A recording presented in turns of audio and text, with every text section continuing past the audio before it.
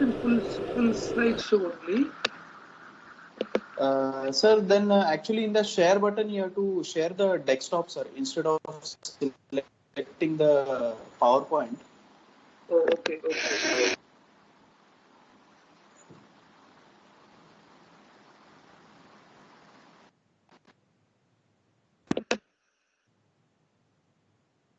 You want me to share the screen? Screen one. Yes, sir. Yes. Now we can see. Sir, only slides are coming. Yes, sir. Now we can see, sir. See the full one now? Yes, sir. Yes, sir. Okay. Okay, so good morning, everybody. So today I'll talk about clinical evaluation of prosthetic valve function. Like, I think you all know that the valve replacement is the commonest surgical procedure for any valve dysfunction that we perform. And patients who have got significant valve disease with either a normal or a near normal LV function, they have a significant amount of improvement following a valve replacement. Now, if we examine these patients, they have distinct auscultatory findings, and which also helps us to assess the function of these valves. Now, these auscultatory findings differ depending upon the type of prosthetic valves. So the types of prosthetic valves I know you're all familiar with. I'll just anyway run through them. We have the ball and cage valve, which was the earliest one that was used, and the most common or the famous one is the Starr-Edward valve. Then after that, the next generation of valves that came into practice were the single tilting disc valves, of which the Bjork-Shelley valve. Then in India, we have the Chitra valve and the Medtronic Hall valve. There are some other makes also, but I think these are the ones that were commonly used at present. Maybe in some setups, I'm sure even in our country, we are still using a lot of single tilting disc valves. But probably in the corporate setups and everything, it's most of the valves must be the next generation, that is a bileaflet tilting disc valve, of which I think all of us are familiar with the St. Jude's valve. There are some other valves also, some Carbomedics, and there's a very new one called Onyx, which is supposed to be very less thrombogenic. I'm not sure whether any of us in India have used it. I have no personal experience with that. Then the next one is the tissue valve or the bioprosthetic valves, basically from porcine aortic valves or bovine pericardial tissues are used. The Hancock, Carpentier Edward, the newer generation by St. Jude, the Trifecta, the Epic, the Magna. These are all the different valves that are used. And then, of course, you have the last one, the homografts, which are preserved human aortic grafts, very, very rarely used, but yes, it is used in certain situations. So, coming to hemodynamics of the prosthetic valves, by design, all the prosthetic valves are stenotic, meaning that their effective orifice area is less than the normal valve areas. And after implantation, there's a further reduction of the effective orifice area takes place because of endothelization and sometimes tissue ingrowth. So let us see what are the resting gradients of these. The Starr-Edward, a resting gradient in the aortic position is said to be between 6 to 20 millimeters of mercury, and in the mitral position between 3 to 8 mm. In the large single disc valves like the Medtronic Hall, Chitra, the aortic is 5 to 15 millimeters of mercury and 3 to 7 for the mitral. In the St. Jude bileaflet valve, again, they're very particular when they say it is a large valves. That is aortic between 23 to 27, and the mitral between the 27 to 33, 34. So if we use a smaller valves, these numbers don't hold good because there's a concept of processes-patient mismatch, and that comes into play. But whatever gradients that we are mentioning is if we use an appropriate sized valve. In porcine bioprocesses, it's about 6 to 23 millimeters of mercury for the aortic and about 2 to 8 millimeters for the mitral. Just a little details about each of these valves. The ball and cage, or cage and ball, whichever way you call it, the Starr-Edwards valve, it's durable. It has a circular sewing ring. it has a celastic ball which is actually impregnated with a little bit of barium so that we can have a small visualization of it during an X-ray or a fluoroscopy. There are these are the cage with arches.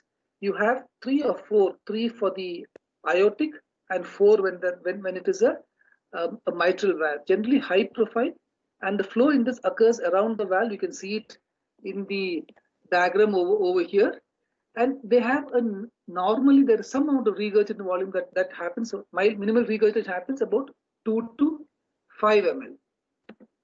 So in the single tilting disc valves, you have again a circular sewing ring. Circular disc is eccentrically attached by metal struts, and the opening angle of it is about 60 to 80 degrees, depending again upon the manufacturer. And here the flow occurs both, you have the major orifice and the minor orifice. So the flow occurs through both of these orifices, and the regurgitation volume varies between 5 to 9 ml. The next is the bileaflet tilting disc valve. You have a 2 semicircular discs attached to a rigid valve ring by small hinges over here. The opening angle, if you look at each disc independently, it's 75 to 90 degrees.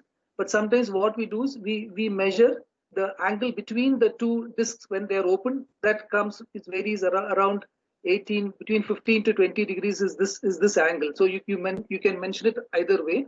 And this has got 3 orifices as compared to your single tilting disc where there were 2 orifices. Here you have the 2 lateral orifices, one here and one here, and then you have a central orifice. There are differences in the hemodynamics between the flow in these orifices. The central orifice generally have a higher, higher pressure gradient. I think somebody else has started sharing, and my presentation has ended. Yes, sir. Yes, Dr. Harshal, if someone is sharing it, please switch it off. Yes, sir. Yes, Sir, I'll have to share again, I think. Yeah. Yes. Yes.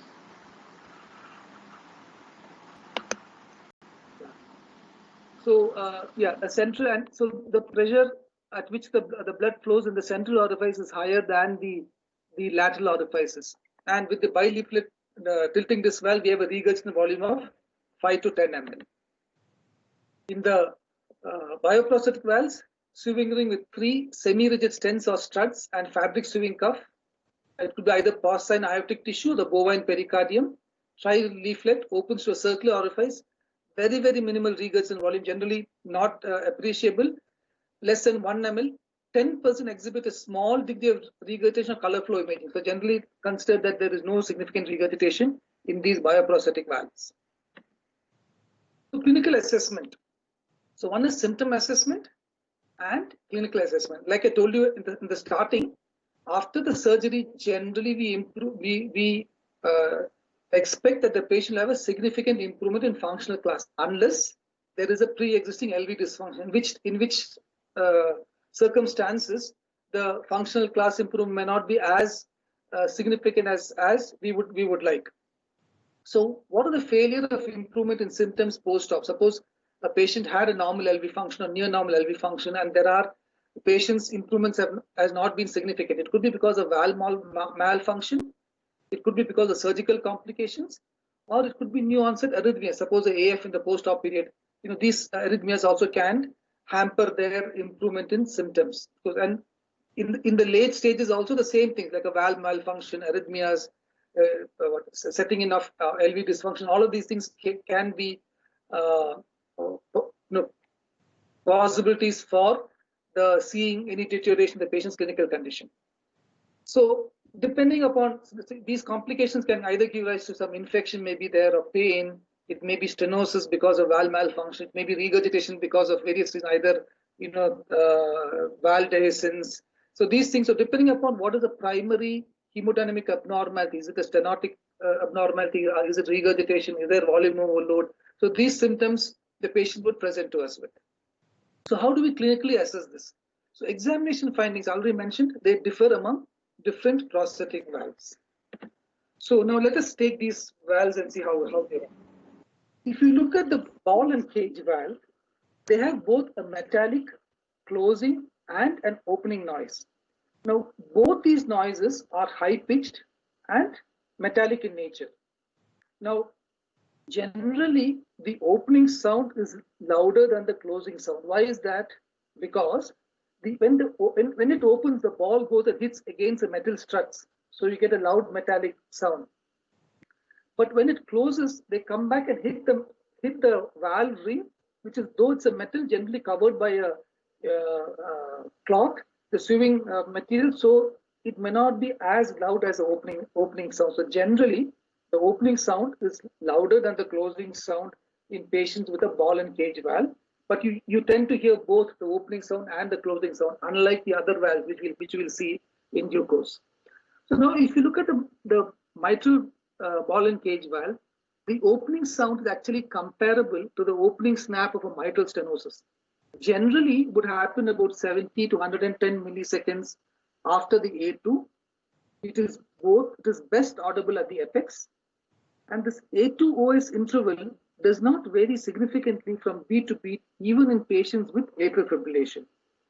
Now, suppose we get a narrowing of this A2OS, let us say it is less than 50 milliseconds.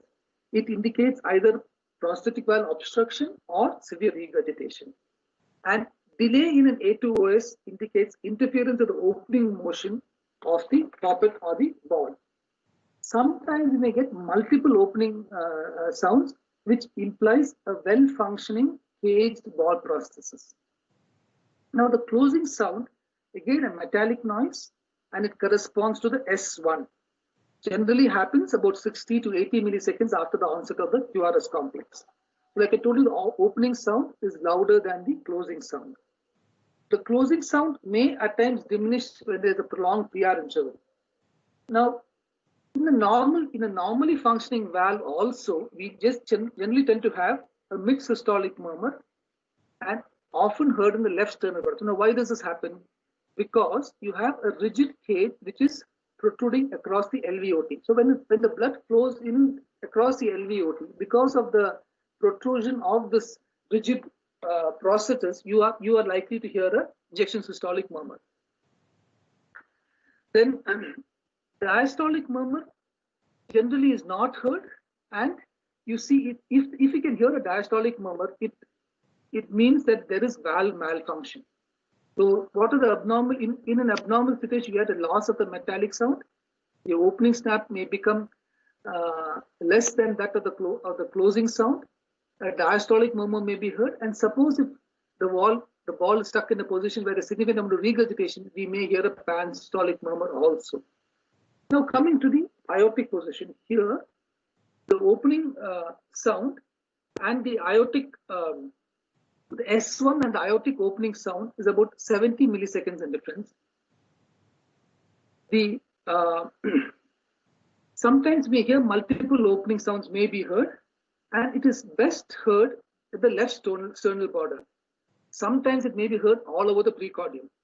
The closing sound is less intense than the opening sound, and here also, like how you see it in the mitral position, you tend to hear a 2/6 ejection systolic murmur, but this is because of the blood flowing through the processes, and you do not hear a diastolic murmur. If you hear a diastolic murmur, it is a sign that there is some amount of prosthetic valve dysfunction. So in an abnormal situation, you get a loss of metallic sound. Your closing sound may be louder than the opening sound, and aortic diastolic murmur may be heard, and there may be change in loudness of the ejection systolic murmur. Now, coming to a single tilting disc valve, in these situations, there is no loud opening snap, because as these discs swing, it does not strike against any metallic resonant part as compared to what we see in the ball and cage valve. Why?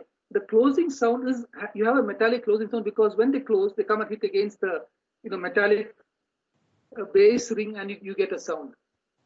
So absence of a metallic closing sound suggests that there is a valve dysfunction. Just a minute. Hello. Good morning, sir. Tell me, sir. Hello. Yeah, tell me.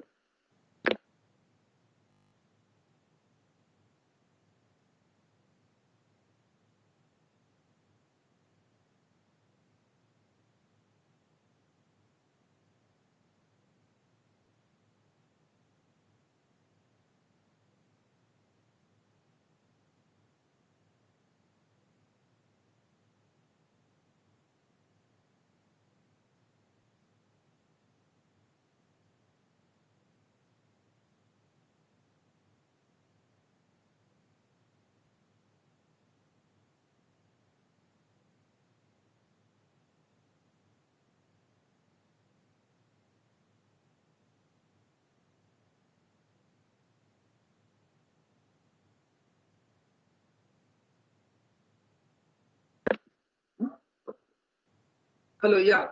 Sorry about that. Just add something important. Now, so we were talking about in the aortic single tilting disc in the mitral position, the loss of a metallic closing sound and a pan-systolic murmur generally indicates that there could be a valve dysfunction. Now, in the aortic position, what we find is that there is, again, like I said, there is no opening sound, and you get a metallic closing sound. And occasionally, you may hear a very soft diastolic murmur, and an ejection systolic murmur also may be there in the aortic position. Now, in an abnormal situation, you get a loss of metallic sound. There may be changes in the loudness of ejection systolic murmur, and you may hear an early diastolic murmur. But at times, even though you have a significant amount of, let us say, valvular regurgitation in the aortic position, we may not get a diastolic murmur. Now,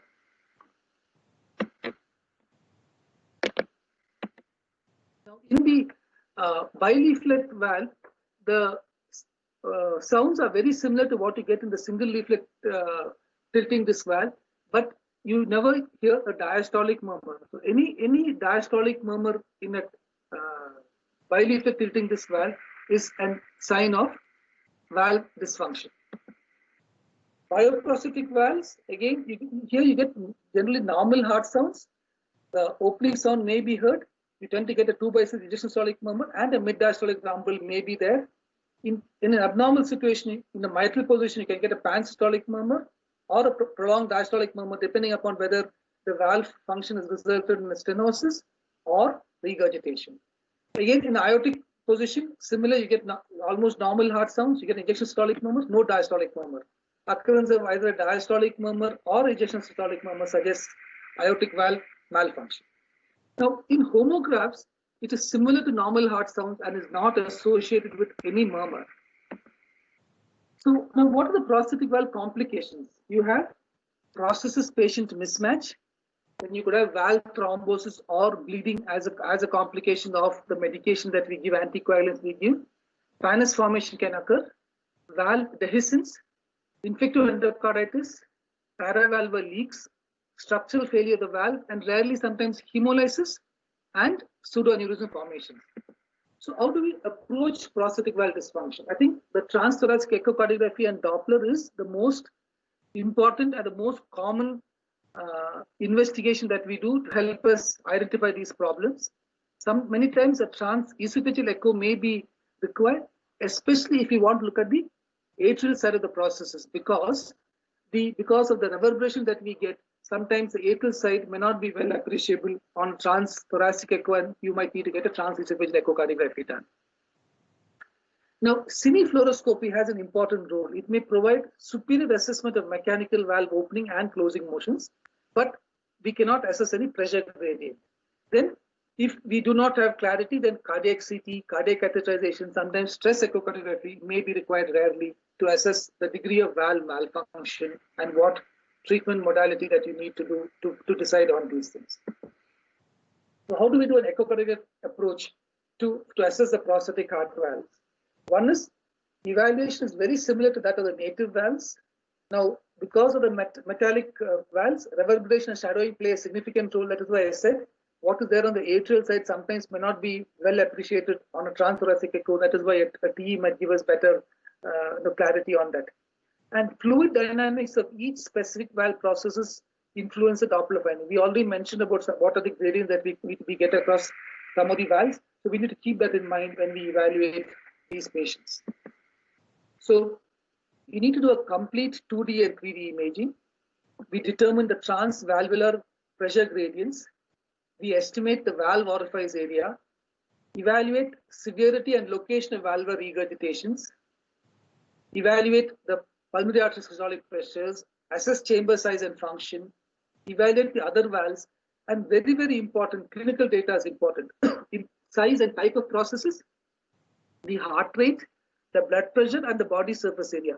Because some things what might look very high may actually be may not really suggest that there is a valve dysfunction, because suppose you put in a smaller valve in a larger patient, you may get high gradient. So it doesn't really mean valve malfunction. It just may be a processes patient mismatch.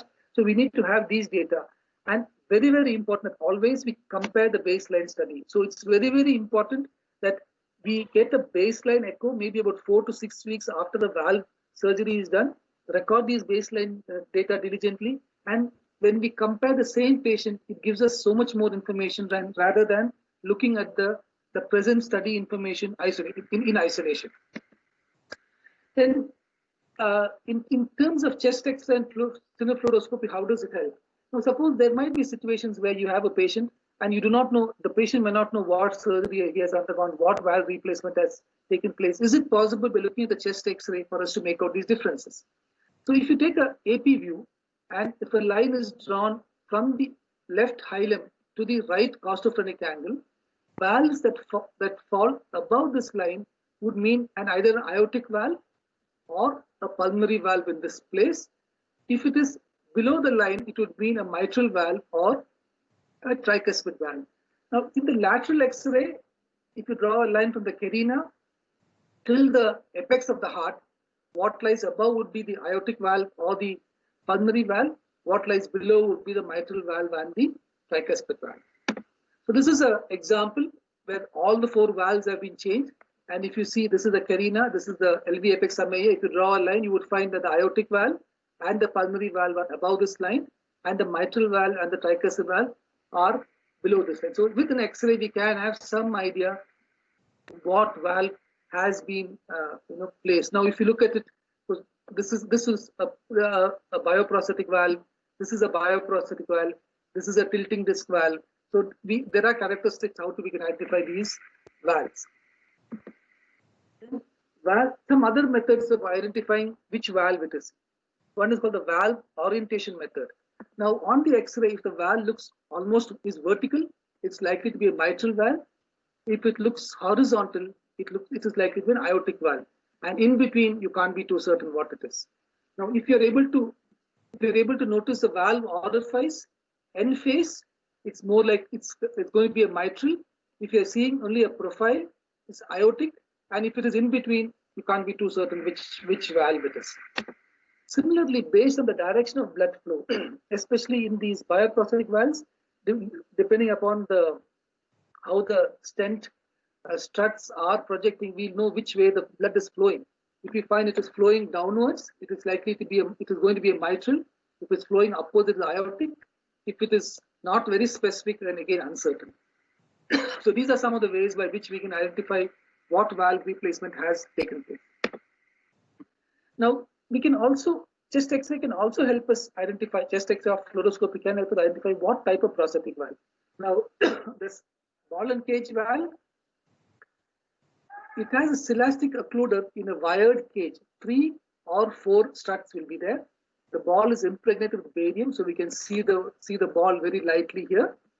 If it is 3 struts, it is aortic, and in mitral they have 4 struts.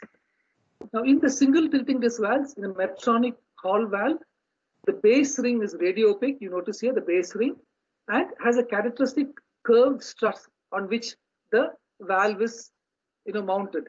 So this is the Medtronic Hall valve. Then the Chitra valve, an Indian valve. Here you have the base ring, which is cobalt rhodium and is radiopaque, and the tilting disc, the disc is generally not easily visible. Now, in the bileaflet St. Jude valve, the base ring is radio lucent, and the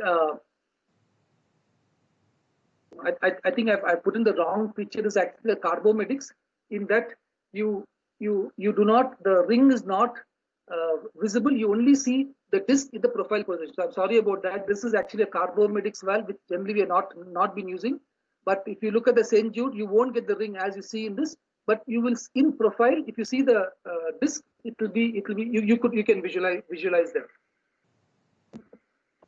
Now, the bioprosthetic valves, Carpentier supraannular bioprosthesis, you have a wire form over here which corresponds to the stents, and this is an aortic position Carpentier-Edwards valve, a mitral position Carpentier-Edwards valve, similar thing, but the base is flattened, and you have these small holes that are seen at the base, helping us identify that it is a Carpentier-Edwards pericardial valve in the mitral position.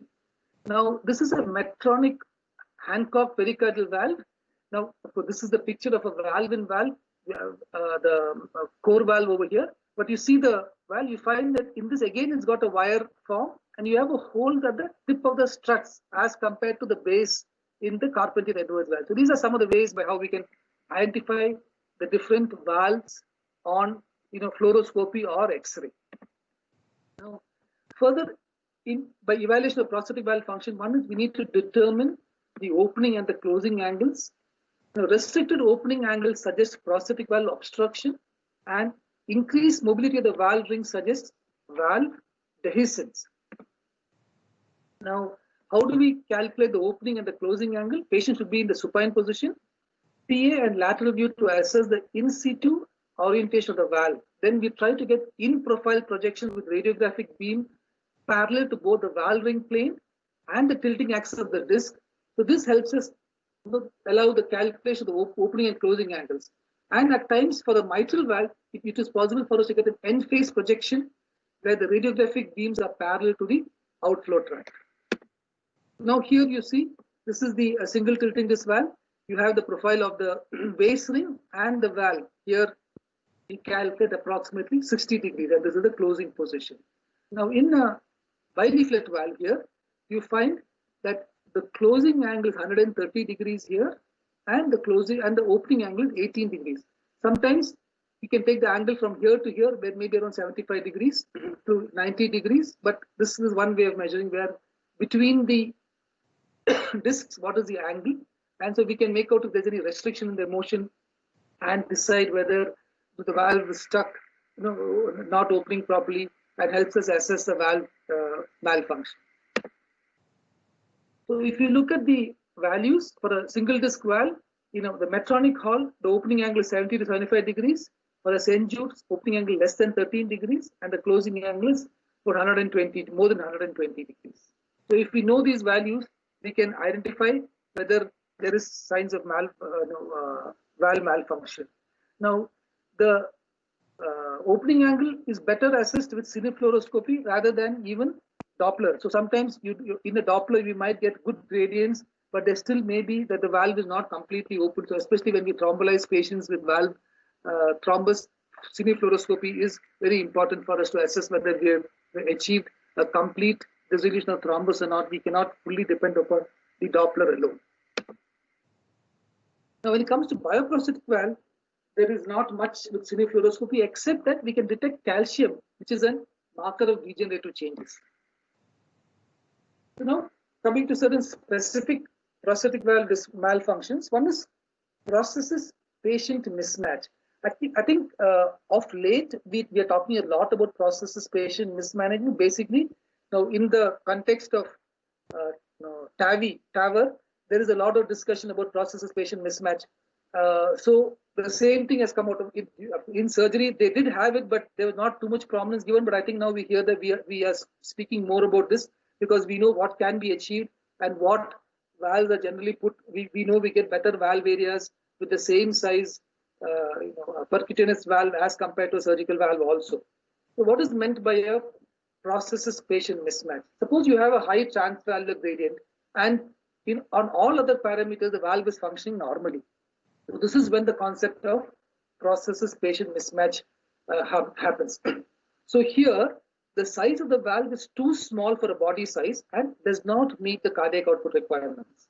So by definition, in the aortic position, if you have an effective orifice area of less than 0.85 centimeter square body surface area, and if it is considered to be severe if it is less than 0.65 centimeters per centimeter square, it is considered to be severe.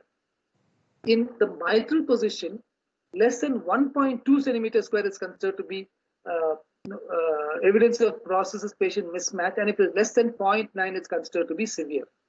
Now, what is the prevalence of prosthesis? You see, it's very huge numbers. Prevalence moderate is 20 to 70%. Now, I'm sure in your surgical cases, you would have found many times that is in aortic position, you will see 19, 20, 21 are the valve sizes. But when we talk about from a TAVR point of view, we generally say we want to put 23 or above. So that means almost 20 to 70% of patients actually have moderate amount of process-patient mismatch. And in a mitral, what they say is you need to put between 27 to 34. We almost very, very rarely see such large valves being used during surgery. So the concept of PPM is quite common, and severe process-patient mismatch is about 2 to 10%. See, the thing is, if the especially aortic root is small, the surgery involved in the root enlargement is also quite a complex surgery. That is why many times the surgeons shy away from it. But we leave the patient with the process-patient mismatch. So what is the consequence of process-patient mismatch? In the aortic valve, generally, they will have a worse functional class and reduced exercise capacity. There will be reduced regression of left ventricular hypertrophy. And these patients are at increased risk of peri-op and late mortality. In the mitral valve position, these patients, the pulmonary hypertension persists, and they have increased incidence of heart failure and death. Valve thrombosis, it's potentially life-threatening. It happens in about 0.03% in the bioprosthetic valves, 0.5 to 8% mechanical valves in mitral and aortic positions, and 20% in mechanical valves in the tricuspid position. Now, with all patients who have prosthetic valves, especially the mechanical prosthetic valves, need to be on anticoagulations, and we know how difficult it is to keep these patients, in a correct balance. So the time to therapeutic ratio, they say at least 65% to 80% times we should try and maintain it. But many times, you see variation, and then risk of hemorrhage is there. Approximately 1% per year of life-threatening bleeds, and 20% per year of other bleeds. So generally, you can have you see a thrombus as a large or a small echogenic mass over here, and depending on where it is and how much of obstruction, the patient may present with symptoms. So if you have a large thrombus that is obstructing a valve, you can get acute pulmonary edema or cardiovascular collapse. So many times, if there is an acute deterioration of a patient with the prosthetic valve, suspect a valve thrombus, or of course sometimes the arrhythmias also can give rise to this. Now, intrinsically, ball and cage valves are more prone for thrombus formation as compared to tilting disc valves. If these patients present any embolic episode, it could be central retinal artery occlusion or to the limbs, renal, any of these things, we need to suspect that these valves are probably, these thrombi have probably originated from the valves and need to manage them, evaluate them in a better way for that.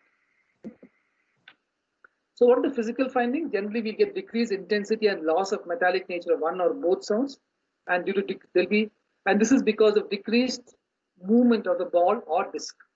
Failure of the valve to close properly can cause regurgitation murmurs at times. So you can have a more prominent diastolic murmur, you can have a new onset or a more prominent systolic murmur. These are features suggesting that there may be prosthetic valve dysfunction, either stenosis or regurgitation. This is the criteria for tackling prosthetic valve thrombus by the American Society of Echocardiography. Suggests prosthetic valve thrombosis. You do a transthoracic echocardiography to evaluate hemodynamic severity. Now, if it's a left-sided prosthetic valve thrombus, TE for thrombus size. If the patient is in NYHA class 3 or 4 symptoms, emergency surgery. If the thrombus is mobile or large, that is more than 0.8 centimeters square, an emergency surgery, class 2A indication. If it's recent onset, meaning less than 14 days, NYHA class 1 to 2 symptoms, or it's a small thrombus of less than 0.8, you could give IV heparin therapy. If it does not work, fibrinolysis is the treatment that is offered. In case of right-sided prosthetic valve thrombosis, generally it's either heparin or fibrinolysis. So this is in our practice, I'm sure most of the times we are more liberal using fibrinolysis than emergency surgery. The number of times we send patients for emergency surgery are far less than what we would see in terms of literature for various reasons. Maybe setups, surgeons' willingness to operate. All these are different causes for which we give fibrinolysis, and I think we all have had reasonably good experience with this form of treatment. Now, effect of thrombolysis for prosthetic valve thrombosis. Now, cine fluoroscopy can identify early stages of prosthetic valve thrombosis And improvement in valve leaflet mobility and normalization of opening angles help us to assess effectiveness of thrombolysis. Pre and post thrombolysis fluoroscopy is useful to assess response to treatment. I told you that compared to echocardiography, sometimes in echo we may get significant reduction in gradient, and we might think that the job is complete. But if you take these patients for a fluoroscopy, we will notice that there is still some restriction in the complete opening of the valve. We might need to re-thrombolize these patients to get a complete result. So both these modalities are very, very important when we treat patients with thrombolysis for valve thrombosis. Now, pannus formation, it's a tissue ingrowth from the sewing ring. Sometimes it can impinge onto the movement of the valve, and these patients may present as symptoms. Generally, an insidious process results in prosthetic valve stenosis. But sometimes what happens, you can get a coexistence. There is a pannus, maybe some form of restriction, and on that a thrombus forms. So you can get a combination of both pannus with a thrombus. Presentations, again, you get alterations in valve sounds. You can get newer murmurs. So some of the differentiating points between thrombus and pannus. Thrombus generally tends to be large, while the pannus is small. Thrombus is less echo dense, while the pannus is more echo dense. Thrombus tends to be mobile more often. Pannus is more often firmly fixed. In a mitral valve, the mass projects away into the left atrium generally, while in a pannus, it generally follows along the line of the plane of the valve and may extend onto the processes. In a mitral valve situation, this thrombus may be associated with the spontaneous contrast. So generally, thrombus is more common in the mitral valve as compared to aortic valve, while a pannus is more commonly seen in the aortic valve as compared to the mitral valve. Now, the next is valve dehiscence. This can result in prosthetic valve dysfunction, can get disappearance of the opening sounds, and development of new regurgitation murmurs. So, paravalvular regurgitation is one of the complications of valve dehiscence, or in our, if you look at the TAVR situation, many times improper position of the valves, calcific specs. So there are multiple reasons for it. So what is paravalvular regurgitation? You get the regurgitation between the sewing ring and the native valve annulus. So what are the causes for this? It could be inadequate technique, could be suture dehiscence, compromised material tissue interface. That means there is some interface of tissue between the valve and the native annulus. Like it could be dense calcium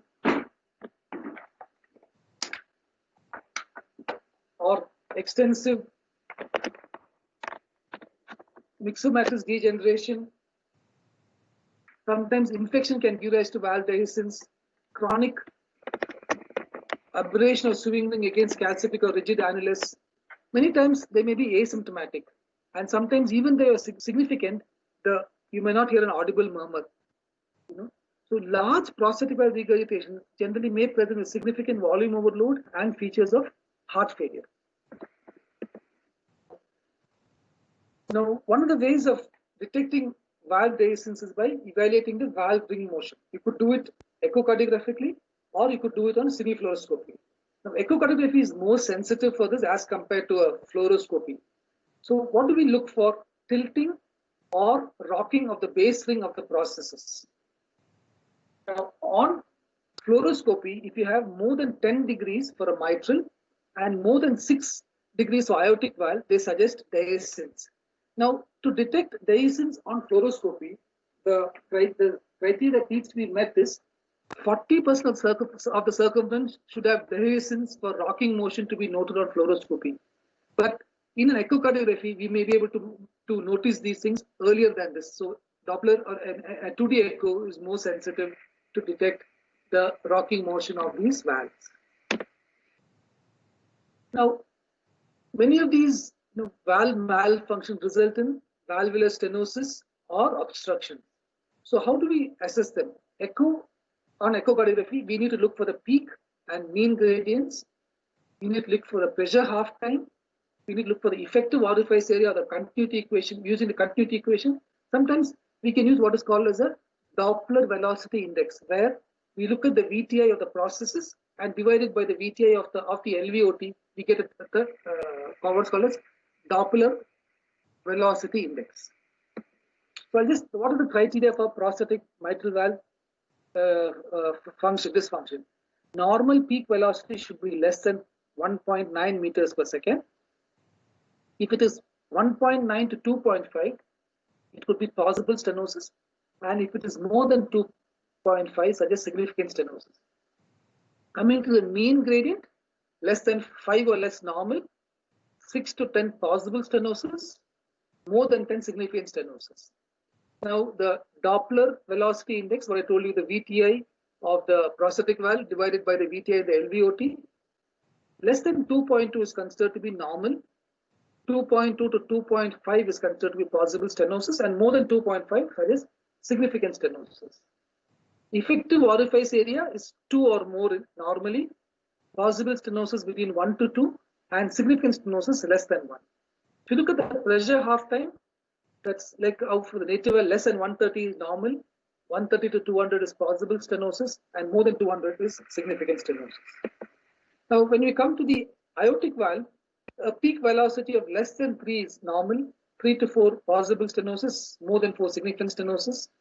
Mean gradient less than 20 normal, 20 to 35 plausible stenosis, more than 35 significant stenosis. Doppler velocity index of more than 0.3 normal, 0.2925 plausible stenosis, and less than 0.25 significant stenosis. Now, effective orifice area, more than 1.2 is considered to be normal, 1.2 to 0.8 plausible stenosis, and less than 0.8 significant stenosis. Again, looking at the contour of the jet velocity through the prosthetic aortic valve, if you have a triangular jet with early peaking, considered to be normal, triangular to intermediate plausible stenosis, rounded symmetrical contour, suggests significant stenosis. The acceleration time can also be used. Less than 80 is considered to be normal, 80 to 100 is considered to be plausible stenosis, and more than 100 suggests significant stenosis. Now, infective endocarditis is another complication with prosthetic valves. You have the early and the late, early within 60 days of surgery. Most commonly because of either some seeding during surgery, could be about 2%, and general organs, either staph aureus or epidermis. Now, late prosthetic valve endocarditis, 1% per year. Generally, most commonly streptococci organisms are implicated in this. In mechanical valves, vegetations are generally seen on the sewing rings, very rare to see them on the discs. But in tissue valves, vegetations are seen on both sewing rings and leaflets. So, infected endocarditis can lead to valve dehiscence, can lead on to valve regurgitation, valvular stenosis, abscess formation, especially periaortic abscess or around the rings, fistula formations. Emboli can originate from these vegetations. You can have conduction defects and heart failure. Then finally coming to the evaluation of structural integrity of the valve. So we know that these valves, for so many years, they can have some sort of structural degeneration. So what is that we note? In the Starr-Edward valve, it was noted to have ball variants where sometimes lipid impregnation happens into these balls, and the size of the ball becomes large and impinging upon the normal movement of the valve. So this was called as ball variants. You had poppet embolizations at times. Then you can have strut fracture, embolization of the disc. Of course, embolization of the disc is very, very uncommon in the newer generation of tilting disc valves, but these were seen in the past. And on fluoroscopy, you would note that the disc is not there, or these complications could have been picked up on fluoroscopy or X-rays. A single disc valve with 70 degrees opening angle has been shown to have a risk of stent fracture also. So this is with the metallic valves. So finally, coming to the structural valve degeneration of bioprosthetic valves, generally was known to occur about 5 to 7 years after implantation, though the newer valves claim longer durability, like 2 to 10% at 10 years, 10 to 20% 15 years, and 40% at 20 years. Now, what happens during the structural valve degeneration? You can get calcification of the valves, you can get fibrosis, you can get tears, perforations.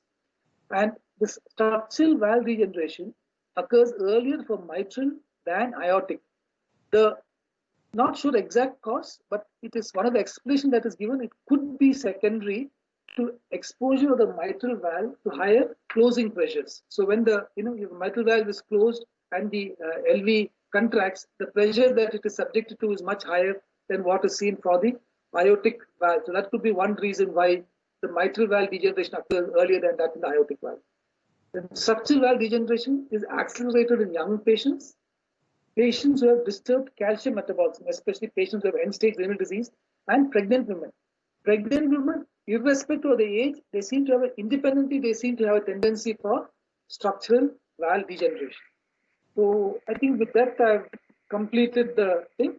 If there are any questions, maybe I'll be happy to answer. Hello.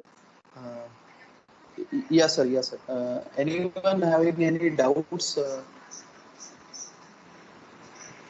why there will be systolic murmur in mitral position, sir? Sorry? Sir, in normal bileaflet valve, Yeah. why there is systolic murmur in the mitral position, sir? See, actually, more commonly you get a more significant murmur in the parasternal region. One explanation is that they may be part of the rigid ring that is partly occupying to the LVOT, so you can get it. And second thing is all these valves are inherently stenotic, and there is some amount of regurgitation that takes place. I told you in the tilting this bileaflet valve, almost about I think 9 to 15 ml is the regurgitation volume. So you may get a very small systolic murmur, not like a prominent. You're more likely to get an ejection systolic murmur, which is arising from the LVOT, rather than because of flow across the mitral valve. Though on Doppler we can see this, it is not as prominent as it is as the ejection systolic murmur across the LVOT. Okay. Sir, I had a question, sir. Yeah. Yeah, sir. So regarding checking pressure gradients in bileaflet valves, sir, is there any fallacies on echo depending upon the plane of the cursor? If you put it in the central orifice and lateral orifice, and does that make any difference? Technically, yes, there is a difference. You get the jet, which if you exactly in the central orifice, you get a higher gradient as compared to what you get in the lateral orifices are there. If you take it a little for sometimes, there's something called this pressure recovery that takes place. So at a later stage, you get a higher. If you look at slightly away from the valve, you may get a more appropriate gradient maybe there. So the thing is, we don't look at only single modality as the cause of evaluating the valve. It could be you need to look at the effective orifice area, accident. All these things are taken into consideration before you make a definitive decision that there is a prosthetic valve dysfunction. Thank you.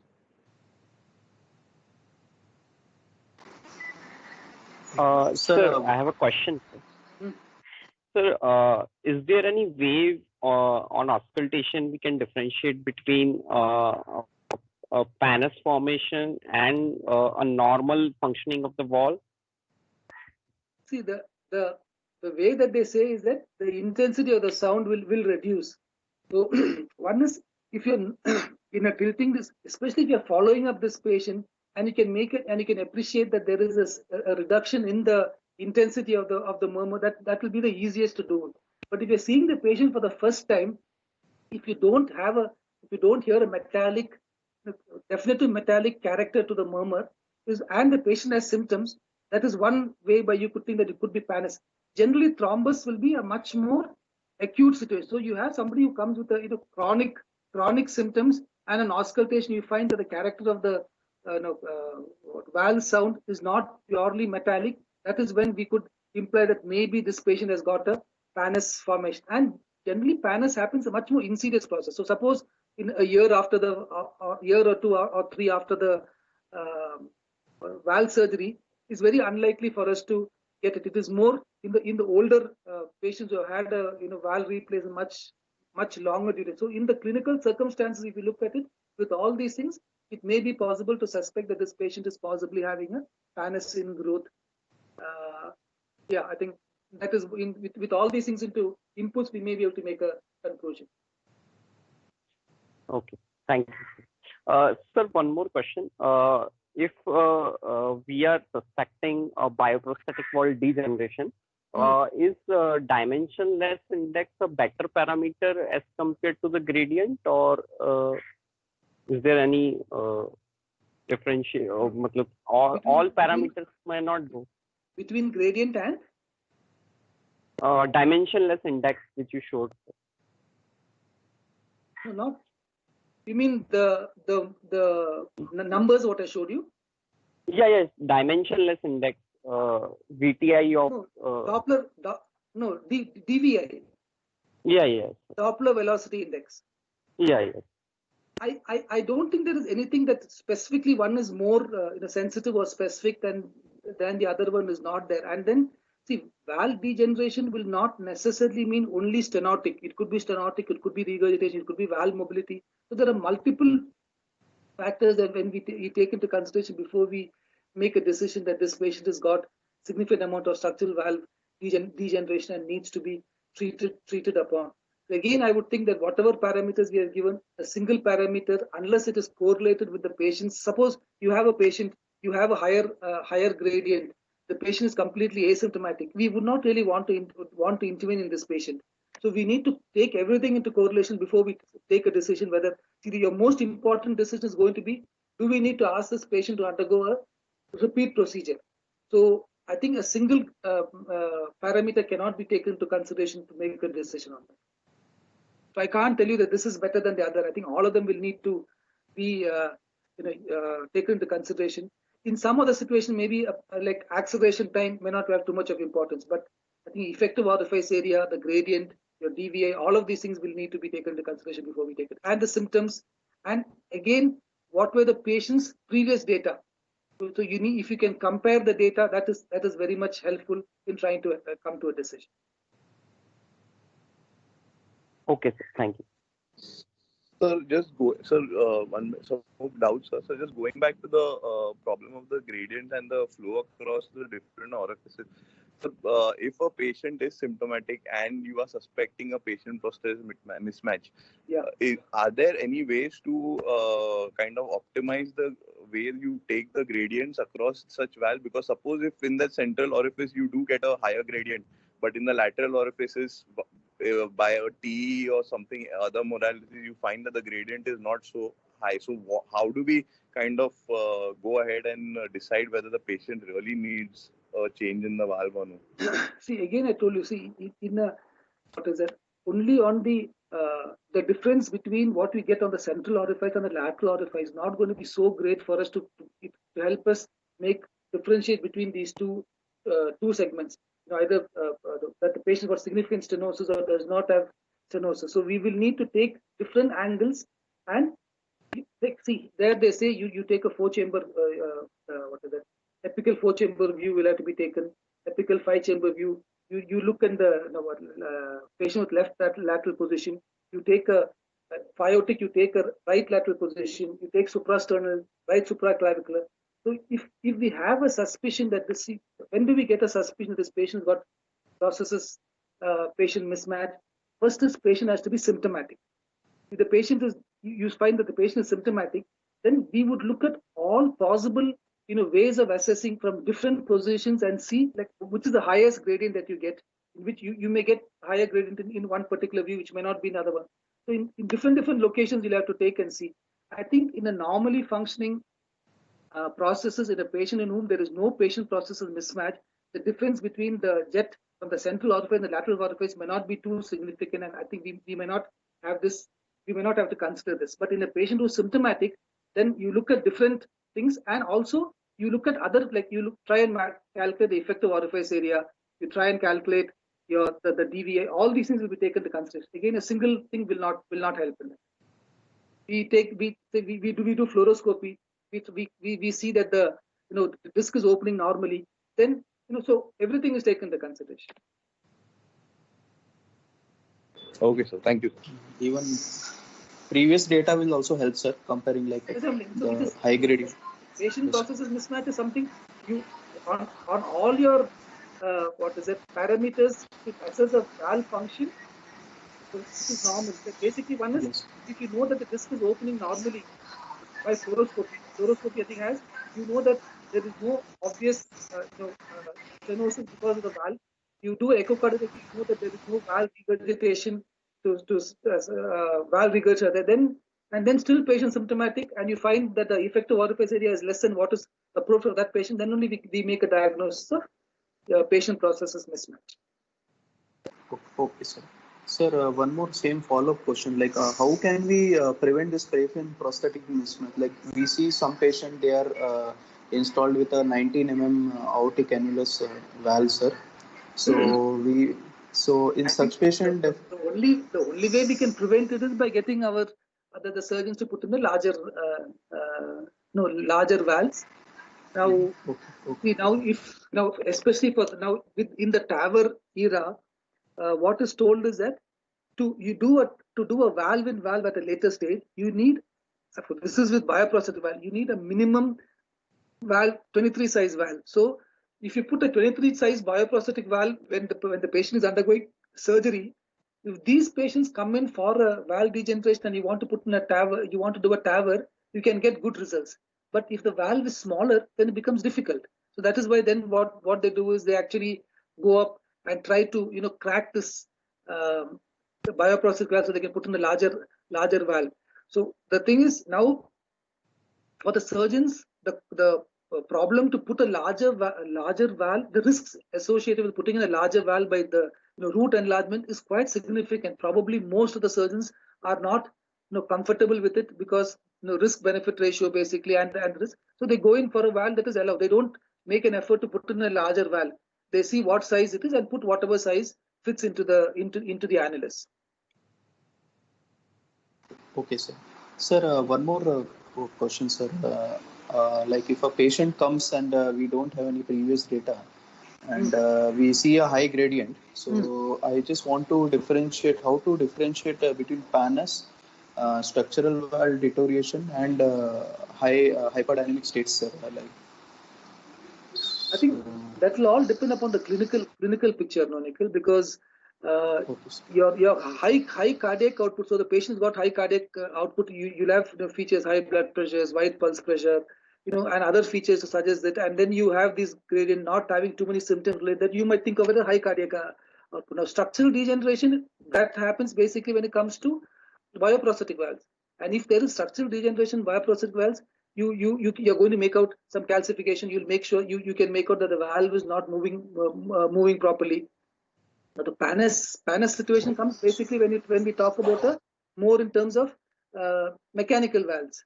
So that you have to we have a suspicion. We have to do imaging. You have to probably do a transesophageal regular echo to see whether there's any restrictions and thing. And then so multiple modalities of investigation will need to be done before we will be able to take a decision as to this patient has significant valve dysfunction or not.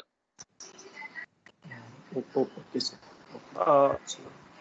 Sir, one question, sir. Yeah. Sir, in deciding between mechanical and bioprosthetic valve, we know age is one of the most important factors.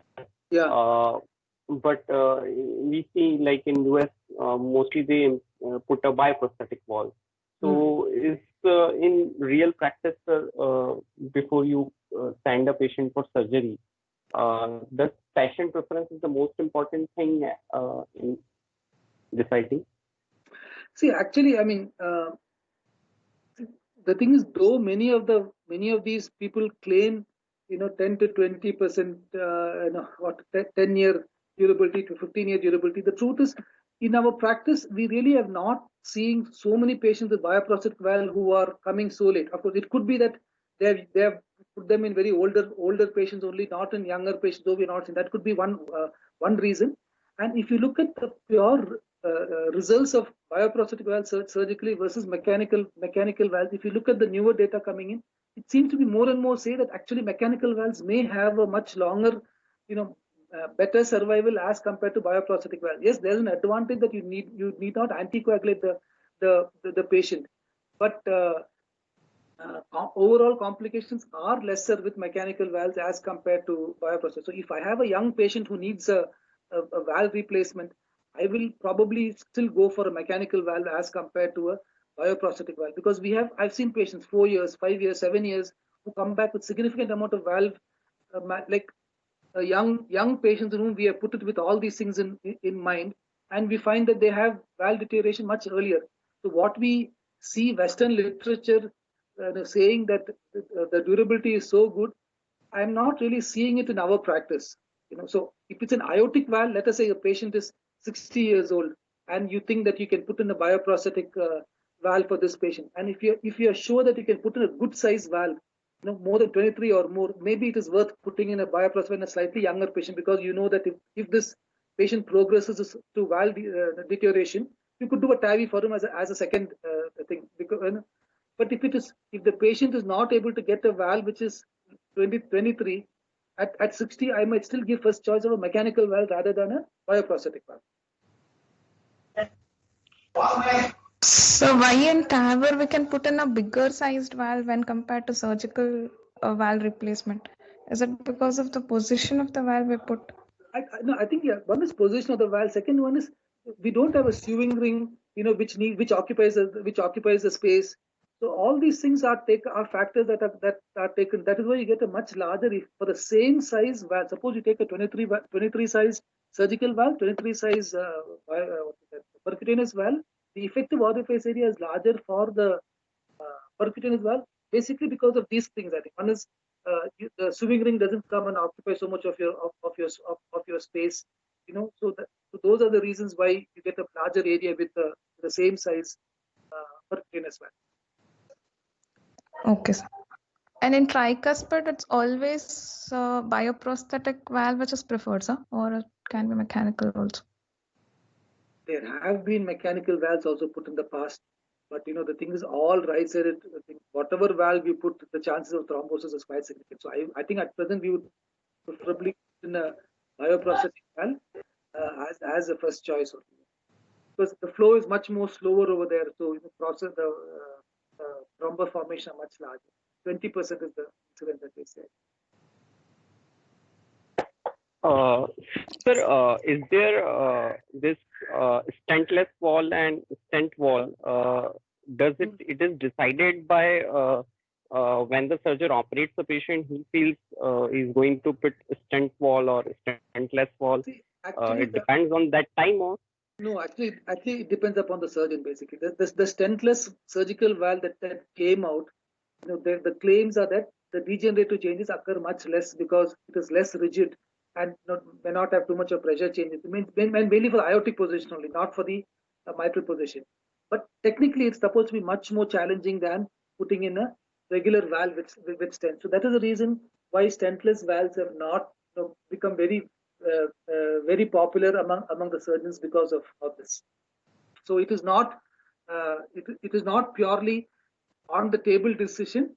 The surgeon's skill set, his experience with putting in a stentless valve is much more important than other criteria. Okay, sir. And sir, does putting wall in wall in patients who have stent is little more easier than putting stentless wall? I'm really not aware of any what valve in stentless, because I have not read anything about that. The usual, most of the routine bioprosthetic valve in valve, whatever cases we have seen. So I'm not very sure there's any too much of difference between the two. But I think if you have an appropriate sized valve, I think it should not make too much of a difference. The help with this is that you know exactly where the valve is, where the annulus is, so that helps you in positioning the valve. But then yes, there are other difficulties. How large is your valve leaflet? Is your prosthetic valve leaflet going to cover the aortic ostium?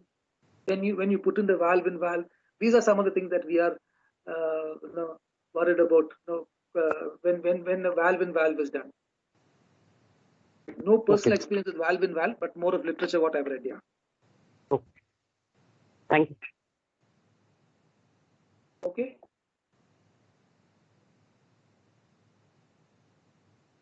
Hello. Yeah. Okay, So, sir. is that it? Yes. Sir, I best think, Michael. Sorry.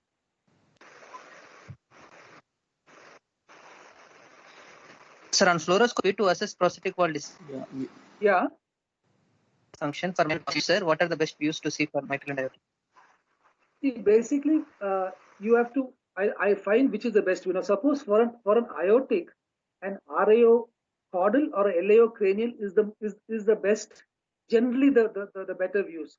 While for a mitral, it is more of an RAO cranial.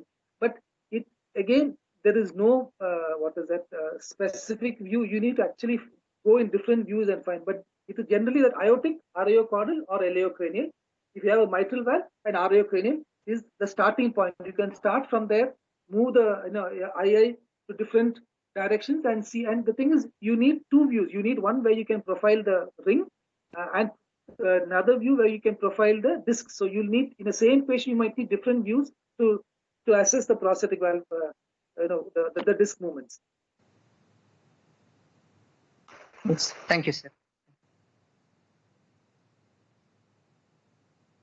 That's it. So if there are no more questions, shall I close?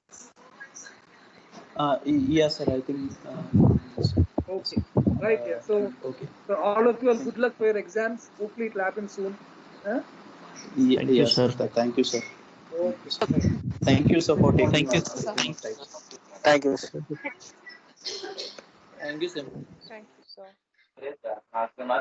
sir.